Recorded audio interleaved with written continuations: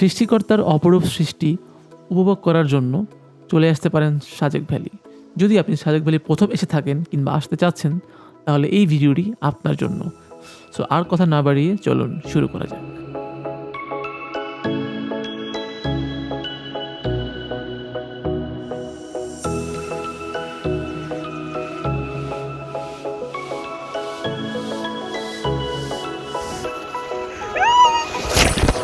তো এই ট্যুরে আমরা ফ্রেন্ড সার্কেল সবাই যেতে পারিনি, আমরা ট্যুর গ্রুপের সাথে গিয়েছিলাম এবং এই ট্যুর গ্রুপে যেয়ে কী ধরনের বাস্তব কিছু তিক্ত অভিজ্ঞতা এবং ভালো অভিজ্ঞতা হয়েছে যেটা আমরা শেয়ার করবো আপনাদের সাথে।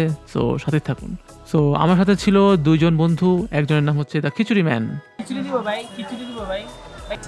খিচুড়ি পাইলাম না ভাই, খিচুড়ি দিব ভাই, খিচুড়ি ভাই। আমার দুইটা কাঁচা মরিচ দেন, হ্যাঁ পেঁয়াজ দেন। হ্যাঁ, মোর কাছে খুবই ভালো লাগতেছে। আরেকজন ছিল ঘুমন্ত দ্য টায়ার্ড ম্যান।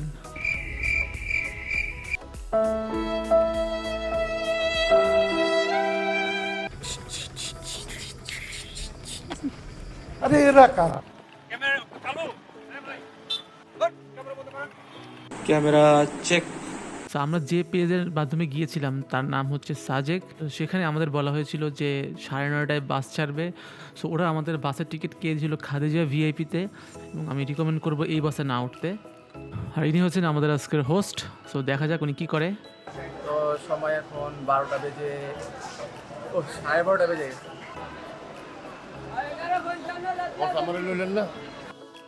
এই ট্যুরের মোট খরচ ছিল পার পারসন 5,500 টাকা। আপনি যদি নন এসিতে চান তাহলে আপনার 1,000 টাকা কমে যাবে। ঢাকা টু খাগড়াছড়ির মধ্যে সবচেয়ে লো কোয়ালিটি যে এসি বাসটা ছিল সেটা হচ্ছে খাদিজা ভিআইপি। সো আমাদের ট্যুর গ্রুপের ম্যানেজাররা আপনাদের ওটাই হায়ার করে দিল। এই যে আমরা 4.5 ঘন্টা খুব সুন্দর মতো এসি ইঞ্জিন অপেক্ষা করতে ব্লগার তাদের চ্যানেলটা প্লিজ সাবস্ক্রাইব। রাত তখন 1:10, মাত্র আমাদের বাস ছেড়ে দিচ্ছে সায়দাবাদ বাস স্ট্যান্ড থেকে। সো মাঝখানে আপনাকে ব্রেক দেওয়া হবে কুমিল্লাতে। আমাদেরকে ব্রেক দেওয়া হয়েছিল হোটেল তাজমহল কমপ্লেক্সের সামনে, যেখানে অবশ্যই খাবার আগে আপনার দাম দেখে নেবেন, কারণ এখানে দামগুলো একটু বেশি হয়। 3টা কফি অর্ডার করেছিলাম এবং এই 3টি কফির মূল্য ছিল 120 টাকা। তো বুঝতেই পারছেন। সো রাতে আমরা একটু ঘুমিয়ে নিলাম। তো দেখা হচ্ছে আমাদের পরবর্তী দিন সকালবেলা। সময় তখন 7:33। তো আমরা আছি রামগড় বাস স্ট্যান্ডে। তো এইখানে আসার কারণটা আমি তখনও বুঝতে পারিনি। রামগড় থেকে আমরা এখন যাচ্ছি খাগড়াছড়ি বাস স্ট্যান্ডের উদ্দেশ্যে। মাঝখান থেকে আমাদের দুজন মেম্বার্স ওয়েট করছে, তাদেরকে আমরা পিক করব। তো সাজেকে ঢোকার আগেই আপনি খাগড়াছড়ির পাহাড়ি এলাকার কিছু সৌন্দর্য উপভোগ করতে পারবেন। তো এটা একদম মিস করবেন না। আর সকালবেলার পাহাড়ের দৃশ্যগুলো খুবই অসাধারণ।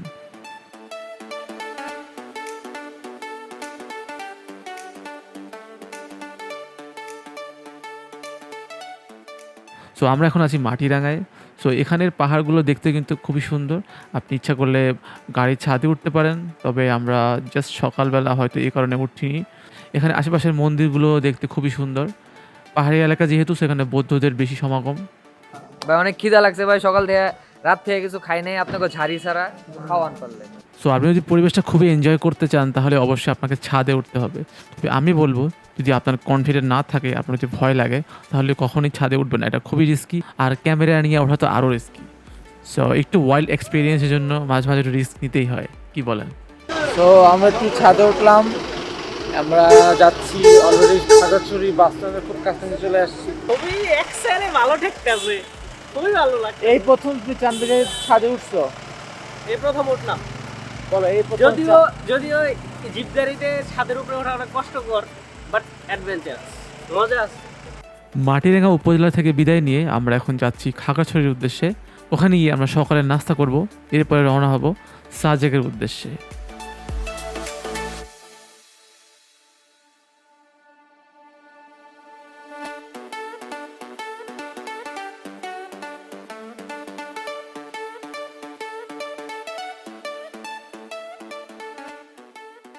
অবশেষে আমরা খাগড়াছড়ি জেলার মধ্যে প্রবেশ করছি।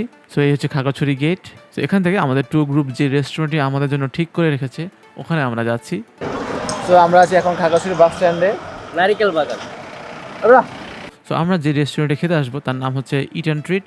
তো এটা হচ্ছে আমাদের ট্রু গ্রুপ যারা ছিলেন ওদের সাথে কন্ট্যাক্ট বেস। সো এখানে আপনাদের আলাদা করে পে করা লাগবে না, আমাদের সকালের নাস্তার পে সব কিছু ওরাই ম্যানেজ করবে। আপনারা ফ্রেশ হয়ে নেন, একসাথে সবাই বসেন, একসাথে সবাই বসেন।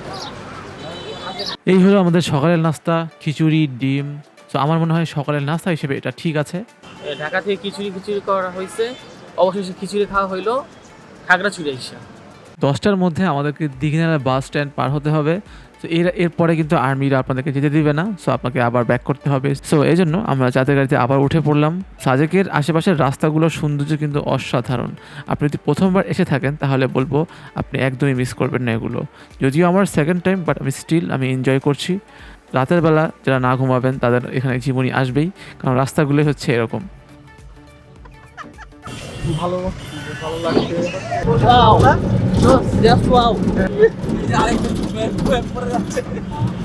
দীঘিনালা এসে আপনারা একটু ব্রেক পাবেন, এখানে এসে আপনি একটু হালকা চা নাস্তা খেতে পারবেন, ডাব খেতে পারবেন। অ্যান্ড এখানে আর্মি চেক হয়, সো এখানে ছাদে না ওঠাই বেটার, কারণ ওরা আপনাদেরকে শাস্তিমূলক ব্যবস্থা করতে পারে। এই দৃশ্য দেখে মনে হতে পারে এটা কোনো জ্যাম, আসলে এটা কোনো জ্যামই না। এটা হচ্ছে আর্মি চেকিংয়ের সময় এখানে আপনার টোকেন না থাকলে আপনাকে ফেরত পাঠিয়ে দিবে। সো অবশ্যই যারা ড্রাইভার আছে তাদেরকে বলবো এই সাজেকে আসার এই রাস্তার মধ্যে আপনি টোকেন সংগ্রহ করে নেবেন। পাহাড়ি এই পুরো এলাকাটি আর্মিদের তত্ত্বাবধানে থাকার কারণে আপনি নিরাপদ। একে একে করে সবগুলো গাড়ি পার হয়ে যাচ্ছে, আমাদেরটার সময় চলে এসেছে, আমরাও টোকেন শো করে আমরা পার হয়ে যাচ্ছি।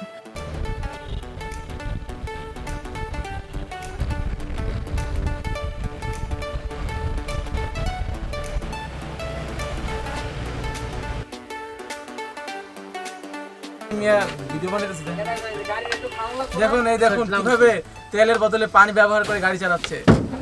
দেখতে পাচ্ছেন অনেক দূর থেকে সাজেক ভ্যালির রিসোর্টগুলো দেখা যাচ্ছে, যদিও ক্যামেরা অত স্পষ্ট বোঝা যাচ্ছে না খালি চোখে, কিন্তু এই দৃশ্যটা অসাধারণ। সো আপনার যদি মন খারাপও থাকে, আশেপাশে সেই প্রকৃতিগুলো আপনার অটোমেটিক মন ভালো করে দেবে। এখানে জ্যাম লাগার একটাই কারণ, সেটা হচ্ছে যে সাজেকে ওঠার যে রাস্তাটা একেবারে অনেক উঁচু, যার কারণে আপনার বড় বড় চাঁদের গাড়ি কিংবা বাইক উঠতে একটু কষ্ট হয়। এই জন্য একটু গ্যাপ দিয়ে একটার পর একটা গাড়িগুলো নামে। সো আপনাকে হয়তো এখানে কিছুক্ষণ অপেক্ষা করতে হতে পারে যদি আপনার শুক্রবার বা শনিবার থাকে বা সরকারি কোনো ছুটি থাকে, কারণ এখানে প্রচুর পরিমাণ ট্যুরিস্ট আসে। সো এখানে কিছু দোকানপাট আছে, আপনি ইচ্ছা লাগে এখানে কিছু খাওয়া দাওয়া করতে পারেন। আমরা সেই সরু রাস্তাটা থেকে আস্তে আস্তে সাজেক ভ্যালিতে প্রবেশ করছি। আপনি যদি কোনো এক্সপার্ট ড্রাইভার হয়েও থাকেন, এই রাস্তাটা কিন্তু আপনি খুব সাবধানে যাতায়াত করবেন, কারণ পাহাড়ি এলাকা যেহেতু একটু অসাবধানতা আপনার পুরো ট্যুরটি মাটি করে দিতে পারে।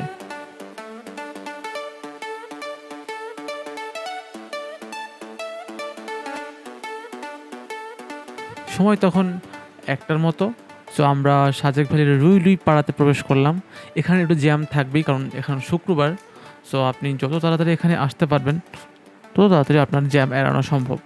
সো আমাদের যেটা ছবিতে দেখানো হয়েছিল সেই রিসোর্টটা আমরা পাইনি, আমাদেরকে অন্য আরেকটি রিসোর্ট নিয়ে নেওয়া হয়েছিল, যেটা আসলে আমরা একদমই এক্সপেক্ট করিনি।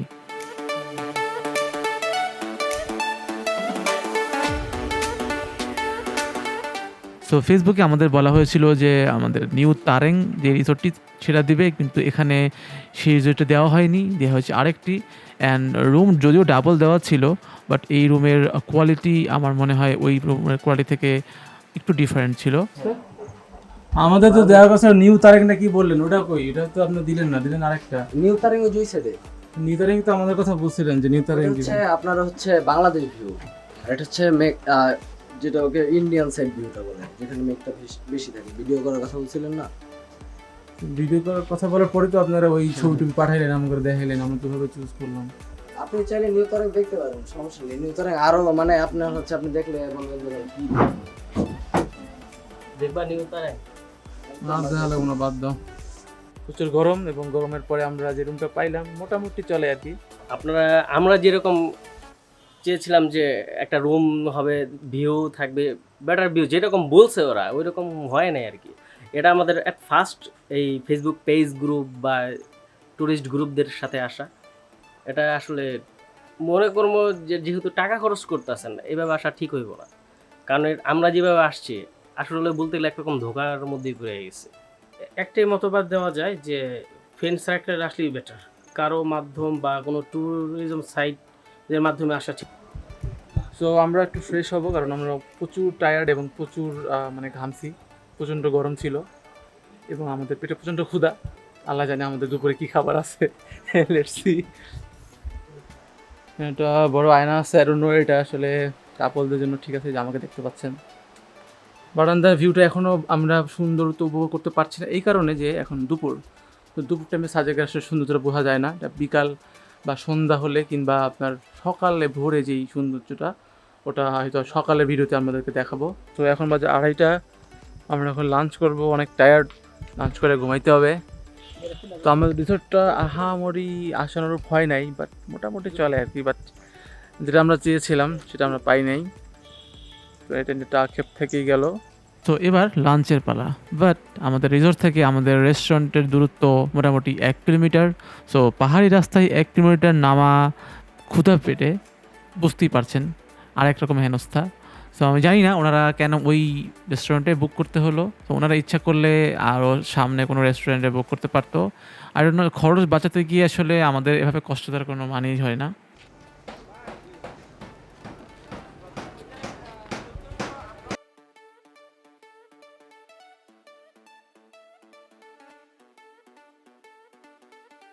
খাওয়াতে আমাদের ছিল মুরগি, আলু ভর্তা, ডাল অ্যান্ড সবজি মোটামুটি ছিল। বাট আমার কাছে মুরগির মাংসের পরিমাণটা একটু কম হওয়ায় আমরা আসলে অতটা ভালো মতো খেতে পারিনি। সো আমি বিকালে ওনারা বলতেছে যে কংলাক যাবে, বাট আমার মনে হয় আমি যেতে পারবো না। আই এম সো টায়ার্ড, আমার ঘুমানো লাগবে। সো লেটস সি কী হয়। কালকে সকালে মেবি আমরা হেলিপ্যাডে যাবো সূর্য দেখতে।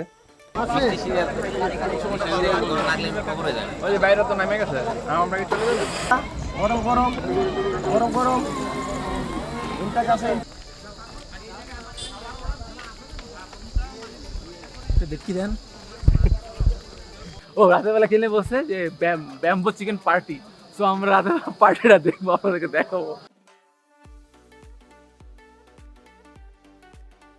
রাত তখন 10:30, আমাদের ব্যাম্বো চিকেন রেডি হয়ে গেল। সো এই ব্যাম্বো চিকেন নিয়ে অনেকে অবসেস, যেটার মধ্যে অনেক স্পেশাল মনে হয় কিছু আছে, বাট আলটিমেটলি এটা কিছুই না, জাস্ট সিম্পলি রান্না করা। সো এই চিকেনটা আমি গতবারও এসে খেয়েছিলাম, বাট এবারের টেস্টটা গতবার তুলনায় একটু খারাপ ছিল, একটু কাঁচা কাঁচা ছিল। বাট আলটিমেটলি আসলে আমাদের রাতের খাবারের তুলনায় রাতের হাঁটা চলা বা সাদেকের পরিবেশটা বেশি এনজয় করেছিলাম। ওকে, সো আমি এখন একেবারে বারান্দার একেবারে শেষ প্রান্তে আমাদের রিসোর্টের। সো এখানে একটা মাঠ আছে, এর পিছনে আছে মিজোরাম। সো মিজোরামের থেকে এখান পর্যন্ত পুরো অন্ধকার, মেঘের কারণে কিছু দেখা যাচ্ছে না, যদিও এখনও রাত। সো এখানে দেখেন এরা সাদেকের প্রথম আসে যা হয় যে মেঘের দিকে নাচাতে শুরু করে দিচ্ছে। এলাকার চাচাতো ভাই যখন প্রথম সাজেক আসে তখন এরকম করে। তো তোমার কেমন লাগছে আমাকে বলো, যে তোমার এই প্রথম এত কাছ থেকে মেঘ ধরতে পেরে কেমন লাগছে? মোর কাছে খুবই ভালো লাগতেছে। তুমি কি বরিশাল থেকে আসছো? হ্যাঁ, মুই দেখতে পাচ্ছেন যে আমি মেঘ ধরতে পারতেছি, আমার একটা রাস্তা।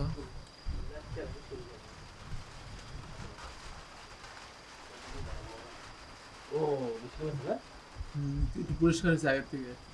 ব্যাম্বো টি খাচ্ছি, আর ব্যাম্বো টি এবং ব্যাম্বো চিকেন এর মধ্যে অনেকে অনেক কিছু খুঁজে পায়, কিন্তু আমরা কিছুই পাইলাম না। একটা ট্রেডিশন ফলো করতে গিয়ে আমরা ওভার প্রাইস দামে খাবার খাচ্ছি। তো ব্যাম্বো টি এর মধ্যে আহামরি কিছুই নাই, ওই নর্মাল চা আর কি বাসার মধ্যে বানায়।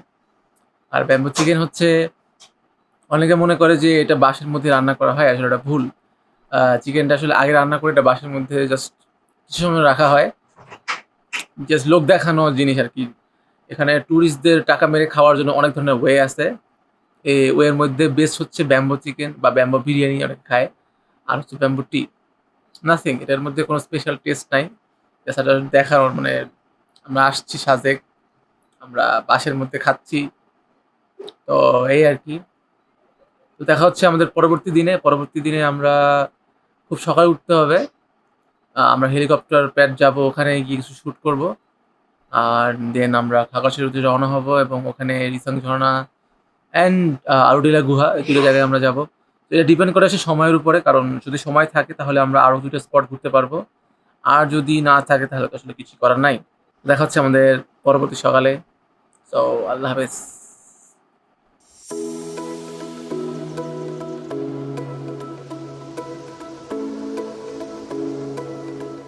শুভ সকাল, সাজেকের দ্বিতীয় দিন।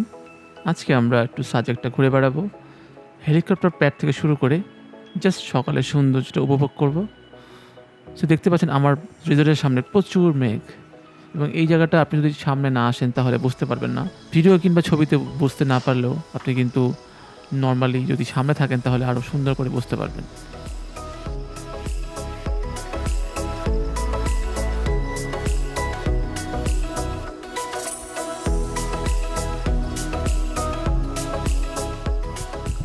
সো এখন সময় 7টা, আমরা একটু ফটোশ্যুট করতে আসলাম। এই যে আমার সাথে আমার মডেল চলে আসছে। এখন যে জায়গাটি দেখতে পাচ্ছেন এটা হচ্ছে ভারতের মিজোরাম রাজ্য। এখান থেকে মিজোরাম রাজ্যের হেঁটে যাওয়ার পথ মোটামুটি 1.5 থেকে 2 ঘন্টার মতো লাগে। সো এটা হচ্ছে পাহাড়িদের মতবাদ, এটা আসলে আমার নিজস্ব কোনো এক্সপিরিয়েন্স না।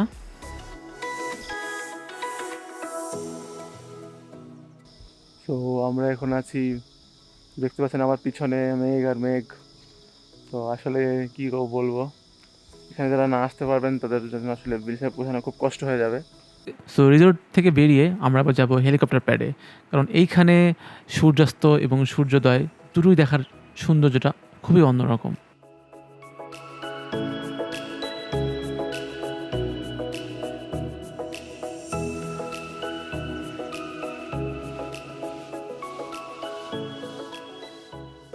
সকাল 7:30 বাজে, রোদ পড়ে গেছে অলরেডি, মেঘগুলো চলে যাচ্ছে। তো ভাবলাম কিছু শ্যুট নিয়ে আসি। তো আমরা অবশ্যই দেখাবো আপনাদেরকে। এবং এই 2 রোবট ক্যামেরার সামনে থাকলেই শক্ত হয়ে যায়। ওকে, সো আমরা হেলিপ্যাড শেষ করলাম ঘোরা, ছবি তুললাম। এবার একটু আমরা আশেপাশে যাই, কি অবস্থা। তো লেটস গো।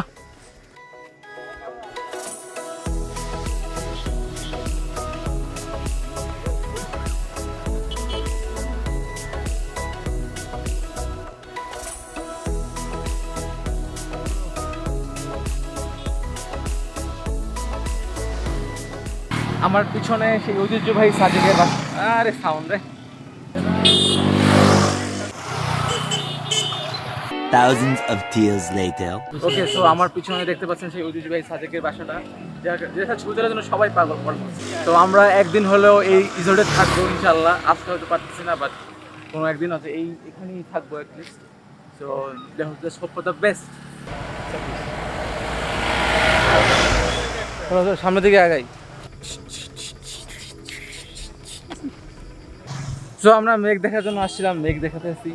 তো ষোলকলাপূর্ণ গতকাল পর্যন্ত আমাদের টাইম স্পেন্ড অত ভালো ছিল না, অভিজ্ঞতা ভালো হয় নাই। কী কারণে, যেই জিনিসগুলো দেওয়ার কথা ছিল ওইগুলো আমরা পাই নাই, ওইরকম হয় নাই। গতকালকে রাত্রে যখন মেঘ দেখলাম যে আমি মেঘের ভিতর ভাসতেছি, তখন থেকে মনটা ভালো হয়ে গেছে, টাকাটা উঠুল হয়ে গেছে মনে হচ্ছে। এখন পর্যন্ত খুব ভালো আছে। সো আমাদের সামনে কিন্তু মেঘ পাস হচ্ছে, আসলে ক্যামেরায় হয়তো বোঝা নাও যাইতে পারে, আমরা মেঘ ধরতে পারতেছি। সো আমাদের ভিডিওগুলো ভালো লাগলে অবশ্যই লাইক করবেন, শেয়ার করবেন, কমেন্টস করবেন, সাবস্ক্রাইব করবেন। পরে যাবি, আস্তে আস্তে আস্তে।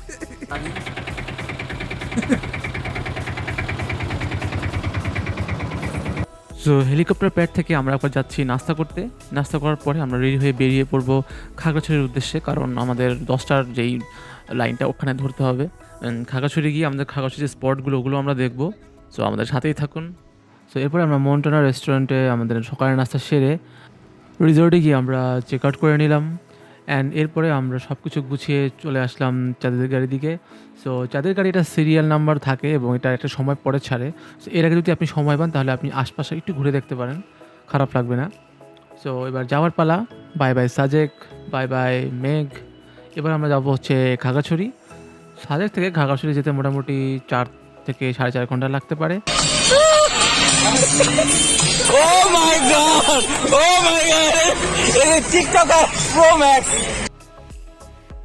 আমাদের নেক্সট গন্তব্য রিসাং ঝর্ণা। তো খাগড়াছড়ি বাস স্ট্যান্ডে এসেই আমরা প্রথমে লাঞ্চ সেরে নিলাম, এরপর রিসাং ঝর্ণার উদ্দেশ্যে রওনা হলাম, কারণ আমাদের যত তাড়াতাড়ি যাওয়া যাবে তত আমরা বেশি বেশি এনজয় করতে পারবো। তো এখানে টাইম মেনটেন খুবই একটা গুরুত্বপূর্ণ বিষয়। আপনি যত তাড়াতাড়ি আসবেন স্পটগুলো তত সুন্দর করে দেখতে পারবেন। সো রিসাং ঝর্ণার রাস্তাটা খুবই ডেঞ্জারাস, তো ছাদে ওঠাটা একদমই রিকমেন্ডেড না। বাট যদি একটু ওয়াইল্ড এক্সপিরিয়েন্স চান তাহলে অবশ্যই ছাদে উঠবেন। সেখানে ক্যামেরা ধরে রাখা এবং নিজে বসে থাকা খুবই টাফ। বাট জার্নিটা এনজয়েবল।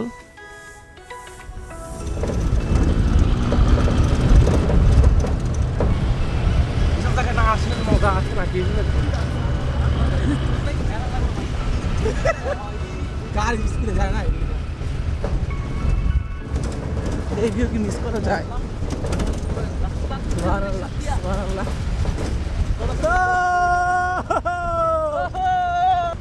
ও নো, মজা লাগতেছিল ভালোই।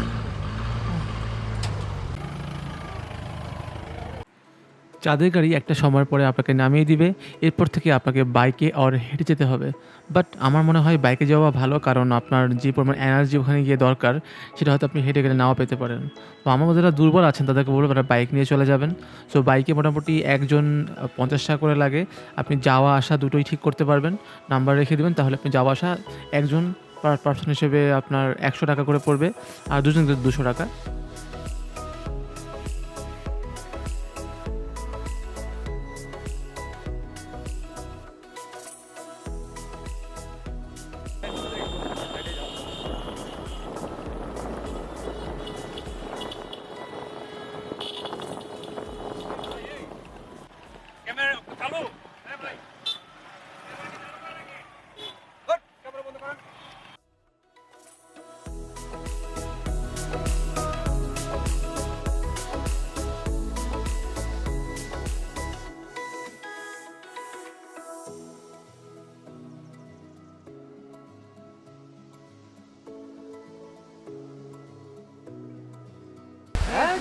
স্লাইড করা যায়, বুঝছো? স্লাইড করে নামতে পারবা।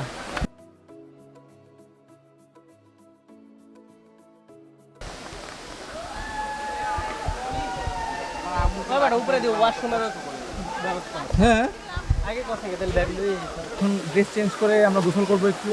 তো আমাদের টায়ার্ডনেসটা দূর হয়ে গেছে এই কারণে যে আমরা আমাদের বাইক ছিল, গাড়ি একেবারে অনেক কাছে আসে, যখন আমাদের আর ওই কষ্টটা হয় নাই, হারার কষ্টটা হয় নাই।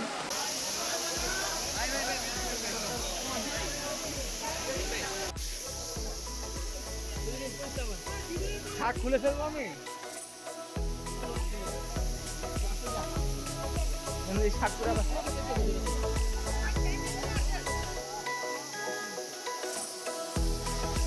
যাও যাও তুমি যাও।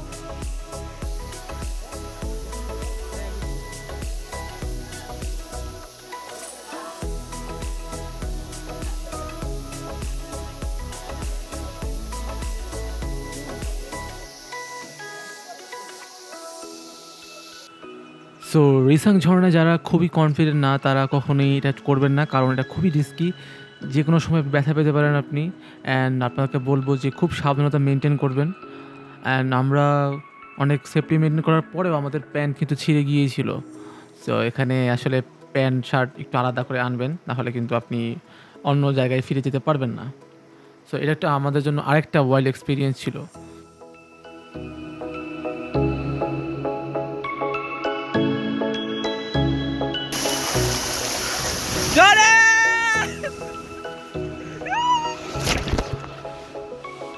সো আমরা রিসেন্ট ঝর্ণায় গোসল করে আসলাম এবং আমরা এখন আরোডিলা পাহাড়ে যাচ্ছি। এখানে অলমোস্ট এখন বাজে 4:30। তো এখান থেকে শেষ করে হয়তো আর কোনো জায়গায় যাওয়া হতে পারে, ডিপেন্ড করে টাইমের উপরে। আরোডিলা গুহায় আমি আগের বার যাই নাই, এবারে আমি যাই দেখবো আসলে কী আছে। তো বলে আসছি।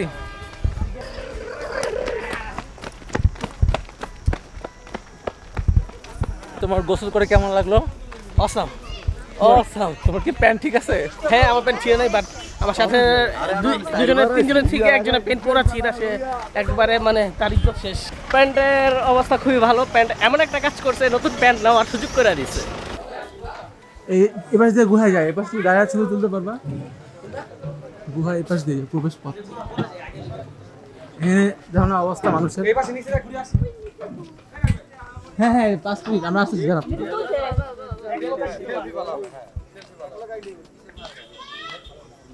এখান থেকে পুরো খাগড়াছড়ি শহর দেখা যায়।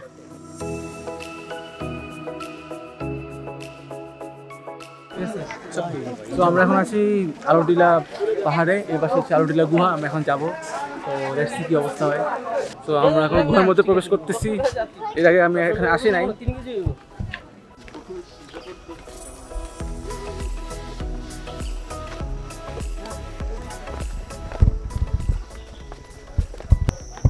অলরেডি আমরা টায়ার্ড হচ্ছে তিসাং ঝর্ণাতে গিয়া। ও হ্যাঁ, আসলে একটু অন্যরকম মজা করছি।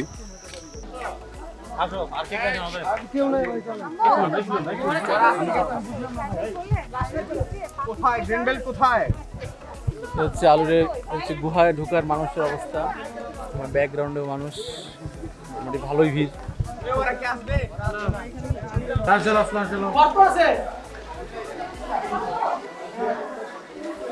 এই সেই আলুটিলা গুহা, যা কিনা অনেক প্রসিদ্ধ, একটা ভয়ঙ্কর পরিবেশ চারিদিকে, আর মানুষ অনেক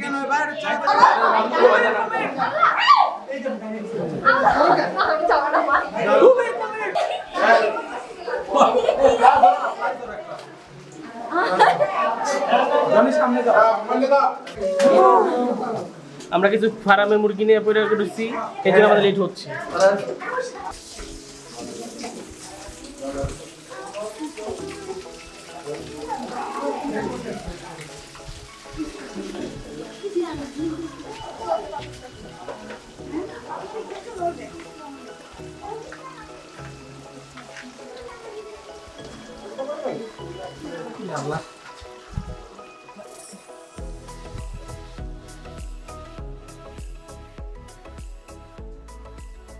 সো অবশেষে আমরা আলুটেলা গুহার শেষ মাথায় চলে আসলাম।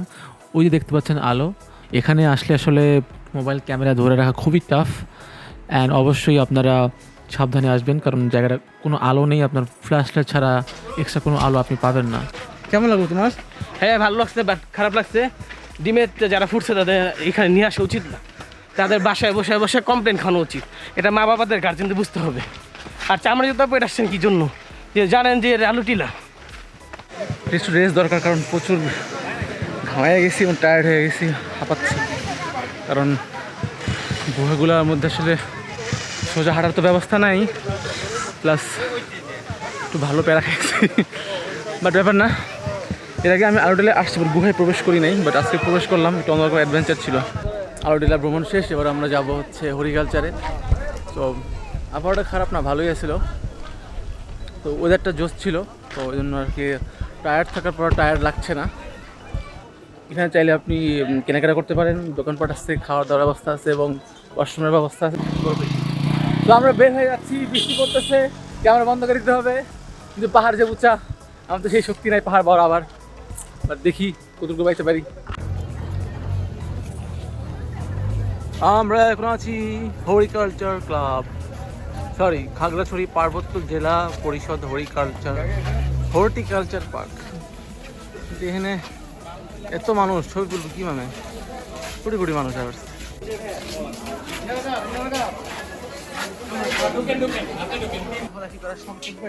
এটাই আমি করবো।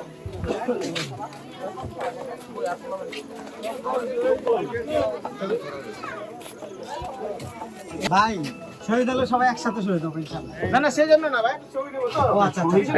সিঙ্গেল ছবি পাবেন না, এই ছুটির দিনে সিঙ্গেল ছবি আশা করা বোকামি।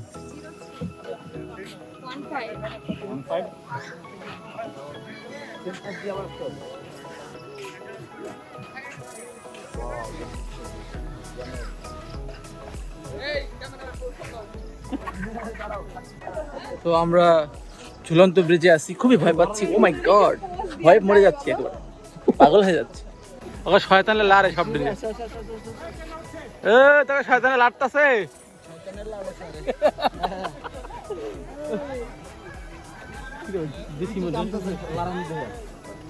ও মাই গড, অনেক ভয় পাইছি এখন। যা ভাই, কি ভাই আপনার এত মাইসের সব বিচে কি ছবি তোলেন, আমার একটু বুঝান। এটা বড় সব করে আট করে দিব সব।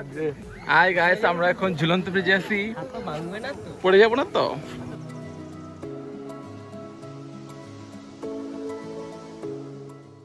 অসহায় নরনারী, কতদিন এরা খায়নি। একজনের টায়ার্ড হয়ে বসে পড়ছে, তার পেটটা বসে পড়ছে। আমি এরা বুঝ কার এরা জিনিস ধরা খেয়ে গেলাম, স্কট খেয়ে গেলাম। আমার রংটা কালারটা খুব সুন্দর ছিল না, বাসায় গেলাম। আমরা জগিং করি।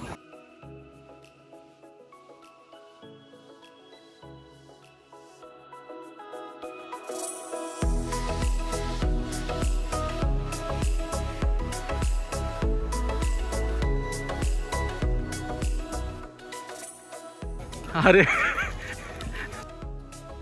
দেখতে দেখতে আমাদের 2টি দিন ভালোই কাটলো মোটামুটি। তো এই জায়গা থেকে আমরা বিদায় নিয়ে চলে যাচ্ছি ঢাকাছড়ি বাস স্ট্যান্ডে। ওখানে আমরা রাতের খাবার খেয়ে বাসে উঠে যাব। তো ওভাবেই আমাদের এবারে সাজেক যাত্রা শেষ। তো দেখা হবে আমাদের অন্য কোনো ব্লগে। তো আমাদের জন্য দোয়া করবেন। সবাই ভালো থাকবেন। আসসালামু আলাইকুম। আজকের মতো এ পর্যন্তই। আল্লাহ হাফেজ।